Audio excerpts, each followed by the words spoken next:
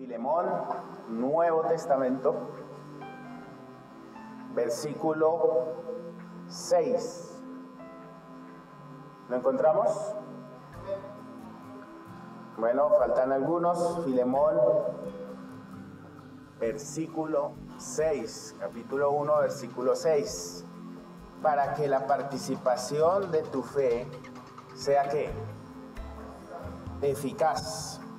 Para que la participación de tu fe sea eficaz en el conocimiento de todo el bien que está en vosotros por Cristo Jesús.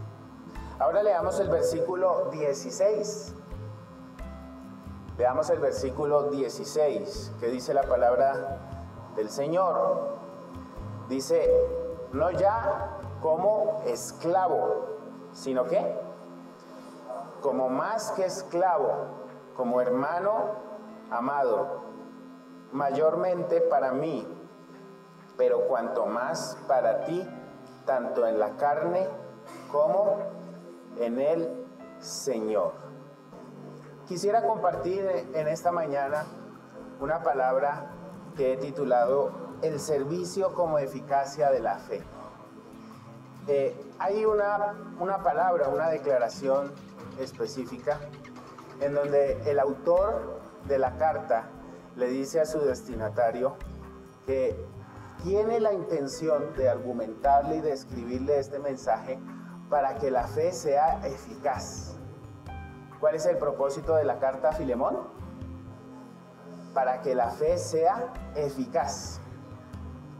Y de allí nosotros, en alguna forma, podemos inferir que se puede tener fe, pero no necesariamente teniendo fe quiere decir que nuestra fe sea eficaz. Es decir, que alguien puede decir amar a Dios, alguien puede decir yo sirvo a Dios, pero en el fondo de sus acciones, sus frutos, no están dando una evidencia contundente de la fe que tiene. Por eso la fe no solamente debe reducirse al plano meramente religioso, al plano litúrgico, al plano del culto.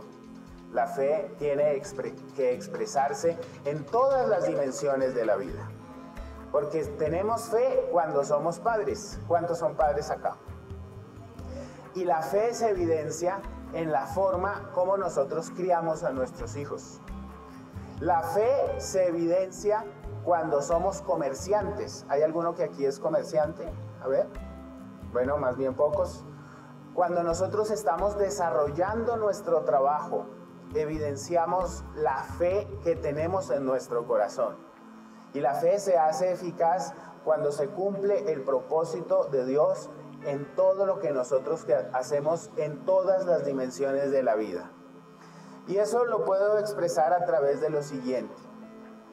Durante los últimos años, las iglesias cristianas, las iglesias evangélicas, las iglesias protestantes, las iglesias pentecostales, han experimentado un crecimiento desbordante. En los últimos años, mucha gente se ha acercado a alguna iglesia, diferente rostro, diferente credo, para confesar a Jesucristo como Salvador y Señor. Y eso nos alegra a nosotros, ¿cierto? Si llega gente a la iglesia, es motivo de alegría. Hay pecadores que se están arrepintiendo. Sin embargo, cuando uno trata de equiparar el porcentaje de crecimiento de las iglesias en relación a los cambios y transformaciones que tienen determinadas sociedades, uno se queda pensativo a causa de los resultados. O sea, no hay una correspondencia entre el crecimiento de la iglesia cristiana y una transformación individual como persona. Nosotros podemos decir tener fe en el Señor, pero al mismo tiempo demostrando un fruto totalmente contrario a nuestra fe.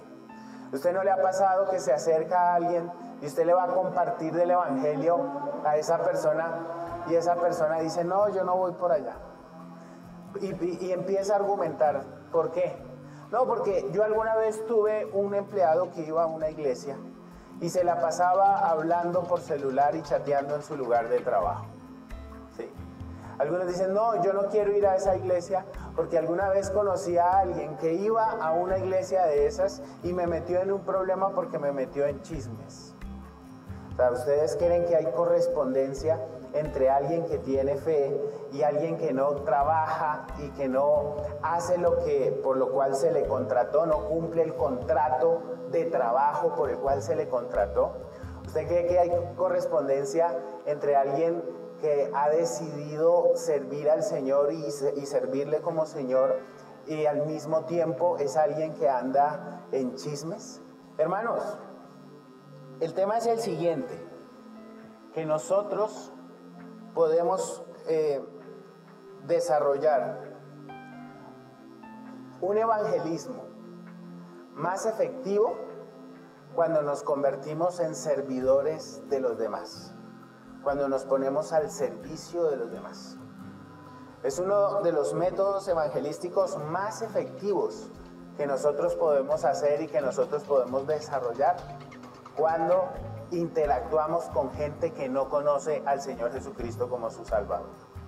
Eso tiene que mostrarse, eso tiene que evidenciarse en nuestra conducta, tanto individual como colectivamente. Es decir, cada uno de nosotros, en lo que hacemos, en nuestro trabajo, en el lugar en donde Dios nos ha puesto, en ese lugar de trabajo, o en ese vecindario, en el lugar donde nosotros tenemos que vivir y bajo la forma bajo la cual nosotros nos ganamos la vida, esa es la plataforma y ese es el momento en donde nosotros somos más efectivos en el evangelismo. Y la forma en que logramos mayor efectividad es cuando servimos a los demás. Y aquí es necesario hacer una precisión en cuanto a la palabra efectividad. ¿Qué es ser efectivo? Pues mis queridos hermanos, la efectividad sencillamente es lo siguiente: producir resultados. ¿Qué es la efectividad? Resultados, acciones concretas, ¿sí? Que se cumple, que se plantea un objetivo y ese objetivo se cumple. Eso significa ser efectivo. Entonces, de acuerdo a lo que nosotros hemos conversado hasta el momento, nosotros podemos tener fe, pero esa fe en muchas ocasiones no es efectiva. Y entonces, ¿eso qué significa? Que la fe que se nos ha dado tiene un propósito y ese propósito no se está cumpliendo. ¿Cómo se hace eficaz la fe? A través del servicio. Mis queridos hermanos, esta epístola es muy bonita. Yo les pido el favor que en sus tiempos, mire, usted no se va a tardar más de probablemente 10 minutos leyendo esta carta. Esta carta es un triángulo de relaciones, ¿sí? El primero de ellos, ¿cuál será?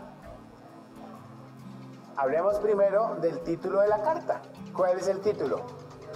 Epístola del apóstol Pablo, ¿a quién? A Filemón. Entonces el primer personaje se llama Filemón. Y Filemón es un padre de familia. En la época, los padres de familia no solamente, estaban en el plano de ser el jefe del hogar, sino que también eran los jefes de los esclavos que servían a la familia. Entonces era una persona que tenía ciertas propiedades dentro de las cuales estaban los esclavos. Y resulta que Filemón tenía algunas cosas y en el desarrollo, digamos, de su vida, de sus cosas, pues efectivamente Filemón conoció al Señor y también conoció al apóstol Pablo. A través, seguramente, del ministerio de Pablo fue que Filemón tuvo conocimiento de la fe y finalmente algún día, así como cada uno de nosotros, decidió entregarle su vida al Señor y dedicó pues toda su vida, toda su casa, y fue una persona de muy buen testimonio en la iglesia.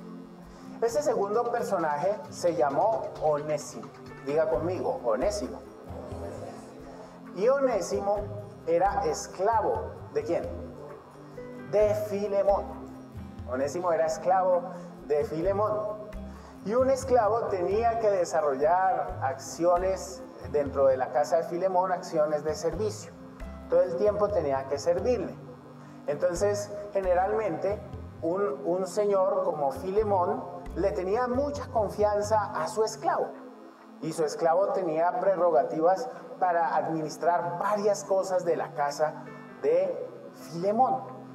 Entonces, alguna vez, posiblemente, Onésimo, el esclavo de Filemón, estaba por ahí de pronto limpiando la mesita de noche de Filemón, y por ahí estuvo limpiando, se encontró un reloj y dijo Onésimo: oiga, este reloj está como muy bonito, y a mí Filemón no me ha dado ni cesantías, ni vacaciones, ni prima, nada de eso, y yo veo que esto como que está bonito, y yo como que me voy a cobrar lo que Filemón me debe.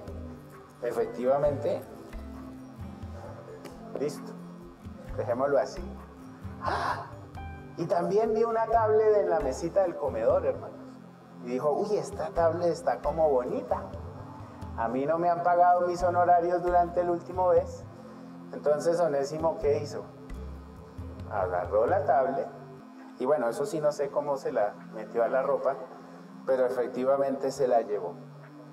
Y en medio de esa circunstancia, nuestro querido hermano, o bueno, ¿será hermano? Todavía no era hermano. En un momento de audacia, agarró algunas cositas de la casa de su señor y efectivamente se fue de la casa. Se cobró, no dejó ni factura, no dejó razón, no dejó número de su celular, no se le podía conseguir por WhatsApp, por ninguna parte. Se perdió Onésimo. Y Onésimo parece que después de haber huido de la casa de Filemón, siguió en las mismas andanzas, en lo mismo. Y cuando uno sigue en ese tipo de perfiles en su vida, ¿a dónde va a terminar a parar? ¿A dónde? A la cárcel. Hermano, lo agarraron. Mis queridos hermanos, y en la cárcel conoció a la tercera persona protagonista de esta epístola. ¿Y esta tercera persona quién es? Pablo. Y Pablo es quien escribe la carta. Él es el que la escribe. Pero resulta que Onésimo conoció a Pablo. Y allá en la cárcel, Pablo estaba desarrollando esa labor evangelística. Fíjese que Pablo estuvo en la cárcel a causa de predicar el evangelio. Porque a veces hay unas disposiciones culturales y jurídicas que van en contra de lo que dice la palabra de Dios. Y entonces, cuando se anuncia la escritura, muchas veces se va en contra de la ley. Y Pablo efectivamente terminó preso a causa de eso y fue a la cárcel. Pero Pablo no era el que se embolsillaba las cosas. Pablo era de los que predicaba. Y de la misma manera en que un hombre predica en la iglesia, también predica en la calle. Y si desafortunadamente termina en la cárcel, ¿qué va a hacer en la cárcel? ¿Y qué hizo Pablo en la cárcel? Y cuando Pablo se encontró a Onésimo en la cárcel, ¿qué fue lo primero que hizo? ¡Le predicó! Y en ese momento, nuestro querido Onésimo aceptó al Señor Jesucristo como su Salvador. El tema es el siguiente, hermanos. El tema es que ahora había un gran desafío. Y el desafío era tratar de reconciliar a Onésimo ¿con quién? O era tratar de reconciliar a Filemón con Onésimo. Entonces, abrir el mail para poderle escribir una buena cartica y con unos suficientes argumentos. Hermanos, la trama de la epístola a Filemón es justamente esa. Y Pablo empieza a escribir. Si usted mira por un momentito aquí, nuevamente vamos a citar algunos versículos por encima. Entonces Pablo en su argumentación dice: mira, Filemón, versículo 15, porque quizás para esto se apartó de ti por algún tiempo, para que le recibieses para siempre. O sea, Pablo empieza la argumentación diciéndole: Filemón, hermano querido, mira, baja la guardia. Yo, este muchacho, aquí lo conocí en la cárcel. Y este muchacho aquí aceptó a Jesús. Está verdaderamente arrepentido. Yo necesito que lo recibas de nuevo en tu casa. Pero no solamente que lo recibas, sino que tú tengas en cuenta que se apartó de ti por algún tiempo. Pero precisamente pregúntate por qué estuvo apartado. ¿No te has dado cuenta que a lo mejor estuvo apartado para que sucediera lo que pasó? Para que él me conociera en la cárcel y que a través de mí pudiera recibir el evangelio. Anda, Filemón, déjate de cositas y por favor recíbelo nuevamente, restitúyelo nuevamente en tu casa. Cuando uno se la hacen, pues generalmente a uno no se la vuelven a hacer, ¿cierto? O sea, si a uno alguien le ve de pronto la cara de bobo, hablo de mí mismo, ¿no? Ahora es que ustedes se van, no. Entonces, uno por ahí resulta estafado por alguna circunstancia. Y que venga esa persona y le vuelva a pedir un favor a uno. Hermano, dígame ustedes si honestamente uno se lo vuelve a hacer. Hermano, ¿ustedes lo han defraudado su confianza? ¿Usted ha depositado en alguien su confianza y le han respondido mal? Usted hace el bien y como que entre más bien siembra, como que más mal le hacen. Uno se siente realmente confrontado a través de esta situación, porque eso es un asunto muy difícil y es demasiado delicado. Créame que a pesar de que uno tiene la posibilidad de poder inducir y poder transmitir el evangelio, estas cosas son un tremendo desafío propio. Pero mis queridos hermanos, resulta lo siguiente, que si nosotros queremos desarrollar una fe que sea eficaz, necesitamos estar abiertos a restituir a aquella persona que nos ha defraudado. Y eso es un asunto tremendamente complicado. Es un desafío muy grande. Eso es ir en contra de la cultura. Pero en dimensiones de la fe, eso se llama grandeza espiritual. Cuando nosotros tenemos la capacidad de restituir. La falta que cometió Onésimo era una falta grave. Era una falta supremamente grave. Yo quiero decirles algo que es muy importante en este sentido. La cruz que levantaba el Imperio Romano tenía algunos fines. Es decir, los destinatarios de la cruz. ¿Para qué se levantaba una cruz? Para que allí murieran algunas personas. Por ejemplo, ¿quién debería morir allí? Les voy a ayudar. ¿Quién estaba a la derecha y a la izquierda de Cristo en el momento en que Cristo estaba crucificado? Unas joyitas, ¿no? Malhechores. Hasta ahí vamos bien. Pero no solamente se crucificaban sinvergüenzas malhechores, sino que también se crucificaban otro tipo de personas. Dice la Biblia que Pilato presentó 2 personas y les dio a escoger al pueblo para crucificar entre uno y el otro, porque había una concesión para perdonar a alguien. ¿Quién estaba al lado de Jesús? Barrabás. ¿Quién era Barrabás? ¿Y por qué estaba ahí?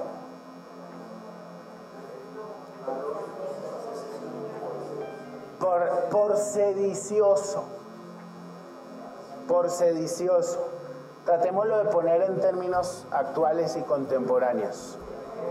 Guerrillero, efectivamente. Y todos los que estaban en contra del imperio los crucificaban. Pero había una tercer pena de muerte en la cruz. ¿Y saben cuál era? Lo que hizo Onésimo. ¿Qué fue lo que hizo Onésimo? Onésimo hizo 2 cosas.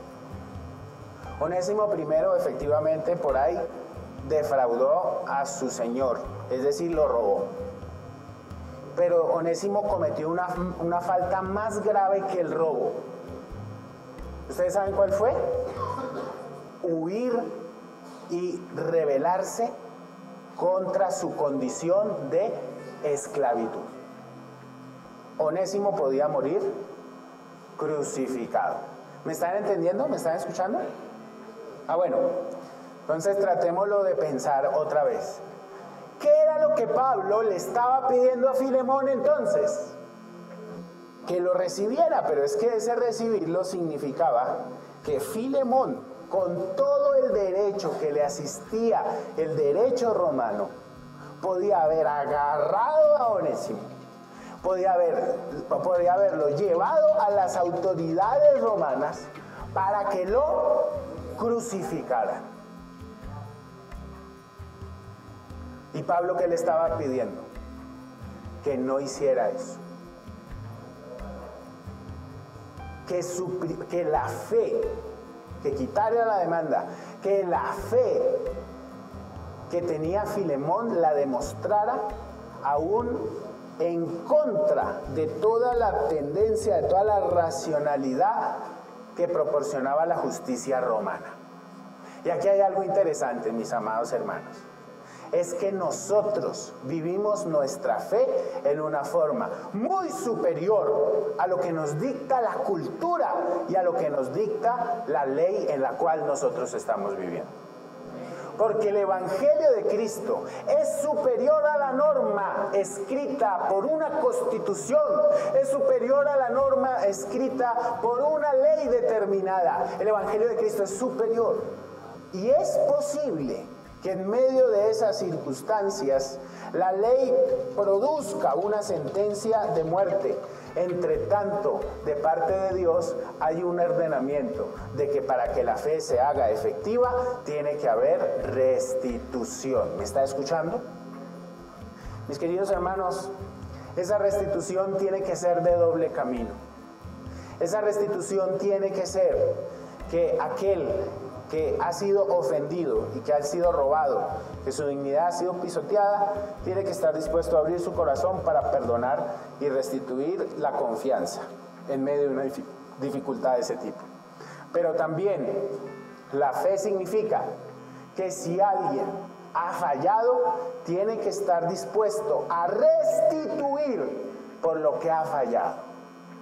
Mis queridos hermanos, cuando nosotros deseamos servir a los demás, necesitamos ofrecer ese testimonio de restitución los unos a los otros, porque así se hace efectiva nuestra fe. Nuestro servicio se hace efectivo cuando nosotros estamos comprometidos con el otro. Volvamos a la argumentación de Pablo, por favor, por un momentito. Y ahí tenemos que leer el versículo 17.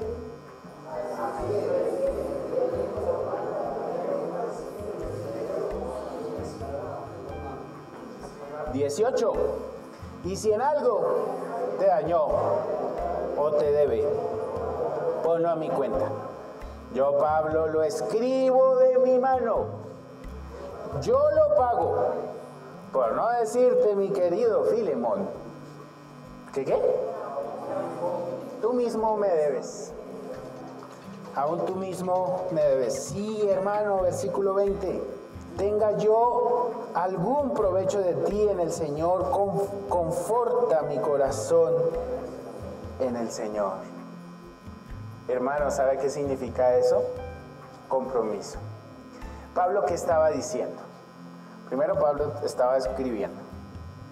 Y cuando uno escribe es como la certeza de la autoría del escrito. Y cuando Pablo dice, mire, Filemón, yo lo estoy escribiendo, ¿quieres que te firme un pagaré? Mira, sume cuánto valió ese relojito, Filemón. ¿Cuánto valió ese relojito? ¿Cuánto valió esa tablet? ¿Cuánto valió lo que te ha defraudado? Te digo algo, Filemón, yo te lo pago. Porque de acuerdo a lo que estaba diciendo Pablo en ese momento, Pablo lo que estaba diciendo, mire hermanos, este tema de la fe se hace eficaz cuando nosotros valoramos más las relaciones entre nosotros y la vida humana entre nosotros que el dinero. Porque el dinero resulta siendo nada. lo más importante es que entre nosotros haya reconciliación. Ah, Filemón, pero espere un momentico. Acuérdese los tantos pesos que usted me debe, ¿no?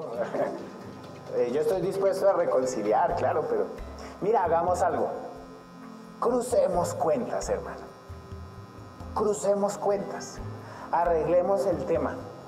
Crucemos cuentas de tal manera que, bueno, descontemos. Bueno, si le falta algo yo le doy. Bueno, no, eso es lo de menos. Necesito que por favor perdones a Onésimo.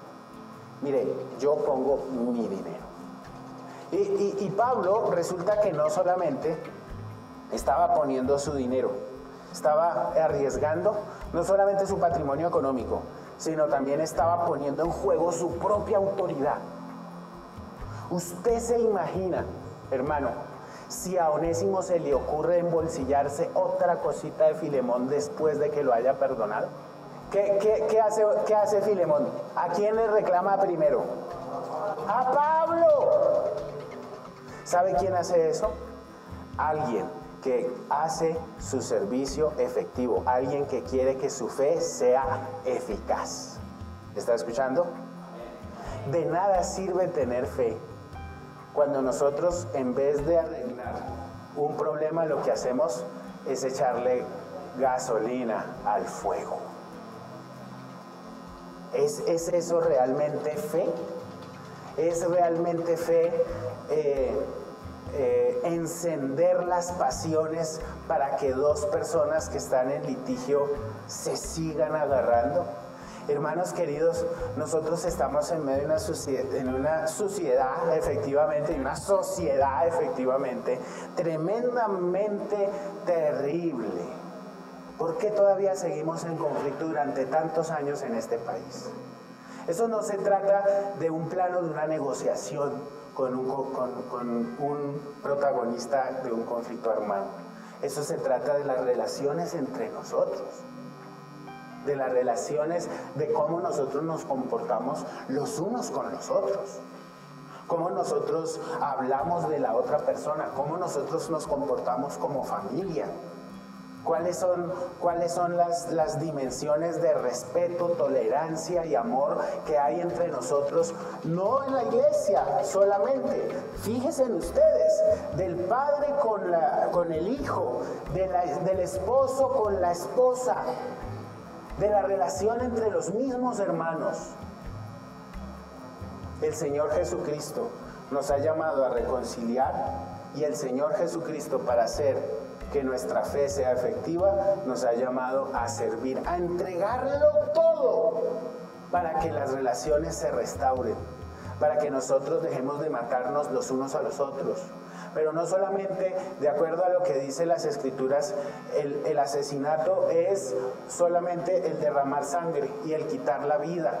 De acuerdo a lo que dice el Señor Jesucristo en el Sermón del Monte, en el Evangelio de Mateo, dice que todo aquel que insulte a su hermano ya es condenado como homicida. Porque el Evangelio es superior. El Evangelio es superior. La vivencia del Evangelio es totalmente superior. Y el Evangelio puede restaurar vidas, inclusive vidas que se merecen 100 años en la cárcel. Entonces, restitución, compromiso, y por último, una palabrita importante: humanidad. Humanidad. Dice el versículo 11.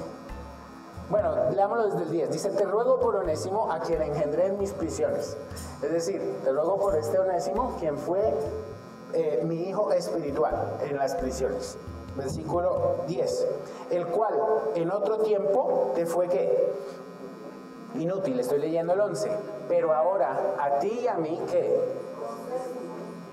Nos es útil. La utilidad del siervo, la utilidad del esclavo. O sea, habla de inutilidad y habla de utilidad. Un ser humano que se pone en una dimensión de inútil es un ser humano que no tiene vida. Entonces, este sirve, este no sirve. Las personas por tener ciertas dificultades ya a cierta edad de su vida, entonces es calificado como inútil. Las personas por no tener ciertos conocimientos y ciertas habilidades son calificadas como inútiles. Las personas por no trabajar en la determinación de formalidad, teniendo cesantías, primas, vacaciones, etcétera, etcétera, entonces son trabajadores informales. Y les pueden mandar el SMAT y tirarles el tinto que venden al piso sin importarles un comino si el día siguiente sus hijos van a vivir o no. Sin la más mínima contemplación de humanidad. La más mínima contemplación de humanidad. Y mire lo que dice el versículo 16. Dice, no ya como esclavo, sino como ¿qué? No como más que esclavo, como hermano. Usted alcanza a comprender la dimensión de esa palabra. Hermanos, no sé si usted se ha dado cuenta del peso que tiene ese versículo 16. Versículo 16 es uno de los versículos más importantes de las Escrituras. Pablo le estaba diciendo que en ese proceso de restitución no solamente restituyera, no solamente tuviera misericordia, no solamente parara la justicia determinada para Onésimo, sino que le está pidiendo que lo dejara de tratar como esclavo y que lo empezara a tratar como ¿qué? Como hermano. En Cristo dice la palabra, Gálatas 3:28, no hay hombre ni mujer. En Cristo no hay gentil ni judío. O sea, aquí no hay géneros, si se es hombre o si se es mujer. Aquí en Cristo no hay distinciones de carácter cultural. Nosotros no somos superiores a otros. Tenemos la misma dimensión y el mismo valor de nuestros hermanos indígenas, de nuestros hermanos de color, nuestros hermanos negros. En Cristo, dice Pablo, Gálatas 3:28, le estoy citando, no hay esclavo y no hay libre. En Cristo todos somos absolutamente iguales. Y nuestra fe se hace efectiva cuando nosotros desarrollamos un tratamiento humano de los unos con los otros. Cuando nosotros nos respetamos y guardamos esa sensibilidad humana. O sea, la condición y el camino de humanidad de Dios no es solamente tomar esa condición humana, sino haber asumido una condición social particular. ¿En dónde nació Jesús? Nació en una cuna de oro, nació en un palacio. ¿En dónde nació el Señor Jesucristo? ¿Con quién andaba? ¿Dónde ocupó su ministerio? ¿Quiénes eran sus interlocutores? El Señor Jesucristo, ¿a quién puso en el centro como modelo de fe? ¿Y por qué lo mataron? ¿Por qué terminó finalmente en una cruz el Señor Jesucristo? Porque el hombre, escúchenme, el hombre es quien determina las categorías de libre y esclavo. Pero para Dios no existe si es libre o si es esclavo. Y el Señor Jesucristo se reveló con la condición de esclavo, asumida por los hombres, determinada por los hombres. Y por eso finalmente terminó en una cruz.